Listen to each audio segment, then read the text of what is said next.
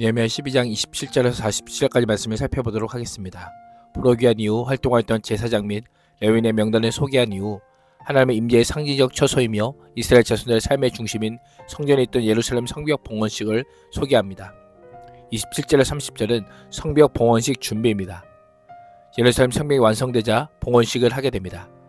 27절만으로는 성벽 봉헌식이 언제 이루어졌는지는 모르지만 성벽이 재건된 이후 몇 달이 지난 시점으로 보입니다. 성벽 재건 완공과 성벽 봉헌식 사이에는 7월 정기 준수, 언약갱신, 백성들의 예루살렘 이주와 성전 제사제도 확립 등의 사건이 있었기 때문입니다.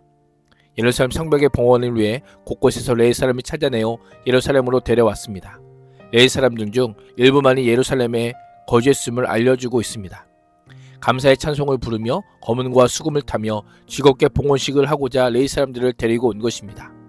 이것은 예루살렘 성벽 봉헌식은 단순한 축제가 아니라 하나님의 은혜로 완성된 성벽을 하나님께 돌려드리는 예배였음을 알려주고 있습니다. 28절과 29절은 노래하는 자들이 예루살렘과 멀지 않은 주변 마을에서 예루살렘으로 모여들었음을 보여줍니다.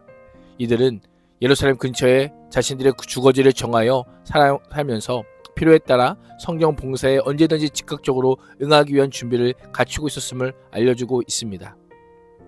제사장들과 레위인들은 먼저 자신을 정결하게 하였습니다. 어떠한 방법으로 정결의식을 행했는지 알 수는 없지만 전통에 따라 속죄를 위한 제사, 금식과 성관계의 자제, 희생제사와 목욕, 의복을 갈아입는 행위들을 하였을 것입니다. 제사장과 레위인들은 물론 백성과 성문들과 성벽까지 정결하게 합니다. 이렇게까지 하는 이유가 무엇일까요?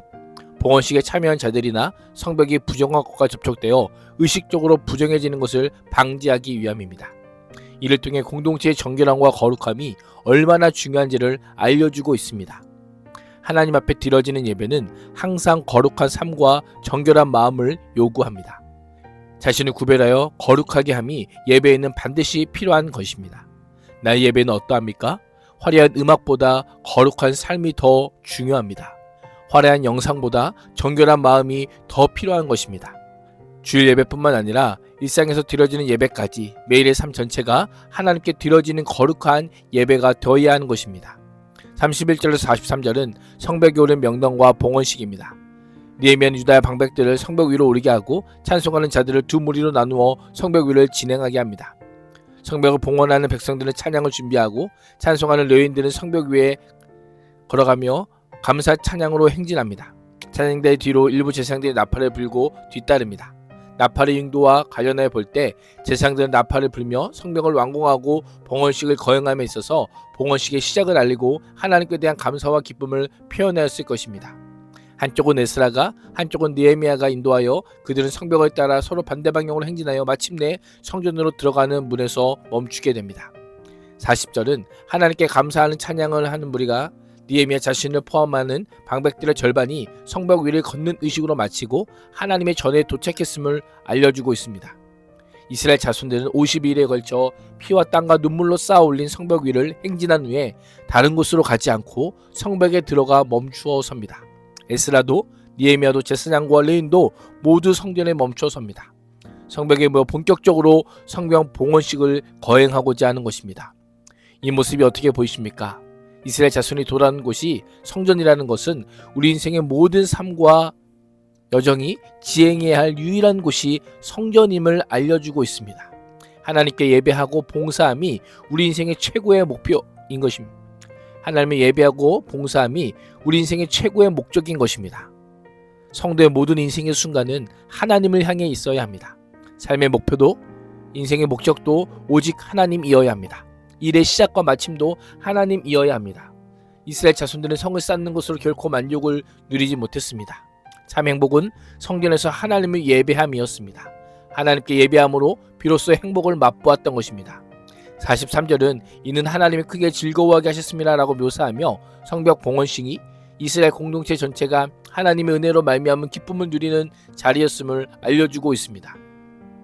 저자는 43절 한 절에서만 즐거움과 관련된 표현을 무려 5번이나 사용하여 당시 즐거움이 얼마나 컸는지를 묘사합니다.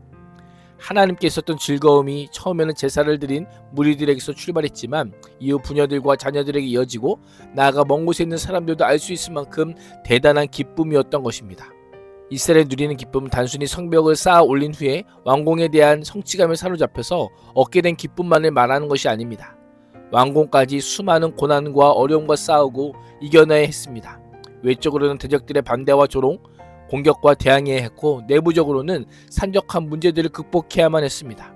이 모든 아픔과 상처를 씻어낸 후에 얻어지는 감사와 기쁨이었던 것입니다. 예배는 하나님의 은혜를 기억하며 감사로 드려질 때 하나님께서 주시는 참된 기쁨을 누리게 됩니다. 믿음의 선한 싸움을 싸우는 자들만이 누릴 수 있는 간격이 바로 예배인 것입니다. 참되게 예배하는 자들에게는 큰 승리를 주시고 그 기쁨을 흘러넘치도록 부어주시는 하나님이심을 경험하는 삶이 될 수 있기를 축복합니다. 44절에서 47절은 제사장과 레위인의 몫입니다. 예루살렘 성벽 봉헌식이 성대하게 거행되었고 섬기는 제사장과 레위인들로 인하여 하나님께서 유다 귀한 자들에게 내리신 큰 기쁨과 감사가 11조와 성전 제사의 바른 시행으로까지 이어지게 됩니다. 느헤미야는 예배 체계를 재정비합니다. 곡식과 처음 익은 열매, 11조 제물 등을 맡아보는 자들을 세우게 됩니다. 제사장과 레위인과 노래하는 자와 문지기가 각각 맡겨진 역할을 감당하게 됩니다. 45절은 모두 다윗과 그의 아들 솔로몬의 명령을 따라 행하였으니라고 묘사하며 시대가 변하고 세월의 흐름에 따라 예배는 새로운 방식으로 표현될 수 있지만 그 본질은 언제나 하나님의 말씀에 있다라는 것을 우리에게 알려주고 있습니다. 이스라엘 자손은 성벽 재건과 봉헌식을 통해 말씀에 기초한 신앙을 재건하게 됩니다.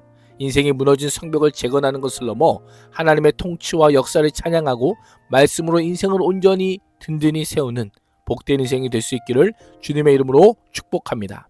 기도하겠습니다.